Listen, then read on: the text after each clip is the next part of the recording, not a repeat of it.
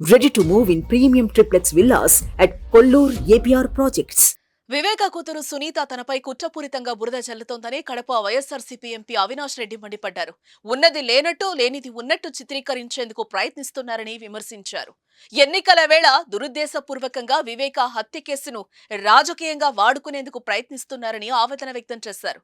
YS వివేకానందరెడ్డిని చంపానని Dastagiri స్వయంగా statement ఇచ్చినా ఆయన అప్రూవర్గా మార్చి కేసు నుంచి తప్పించారని, ఇతరులను ఇరికించేందుకు ప్రయత్నిస్తున్నారని ఆవేదన వ్యక్తం చేశారు. ఈ కేసులో దస్తగిరితో సునీత లాలూచీ పడ్డారని, తన ఎజెండా అమలు చేయడానికి దస్తగిరిని సునీత వాడుకుంటున్నారని అవినాష్ రెడ్డి విమర్శించారు. అందుకే దస్తగిరి బెయిల్ కు సునీత అడ్డు చెప్పలేదని అన్నారు. సిబిఐ ముందు వాంగ్మూలం ఇచ్చిన సునీత ఆ తర్వాత లెటర్ గురించి తనకు తెలియదని తప్పించుకుందని అవినాష్ రెడ్డి తెలిపారు.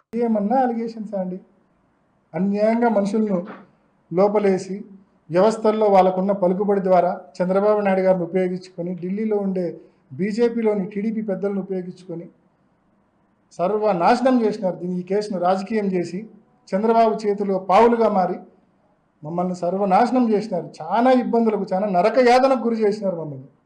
అయినా ఐ స్టిల్ సే, ఇంత అనుభవించిన తర్వాత కూడా, ఏ తప్పు లేకుండా ఇంత అనుభవించిన తర్వాత కూడా చెప్తున్నా, ఎవడో అంటాడు యాంటిసిపేటరీ బెయిల్ వస్తే నాకు పెద్ద రిలీఫ్ అని. ఏందా రిలీఫ్? నేను ఏమైనా చేసింటే కదా నాకు రిలీఫ్. నేను నరకం అనుభవిస్తాను.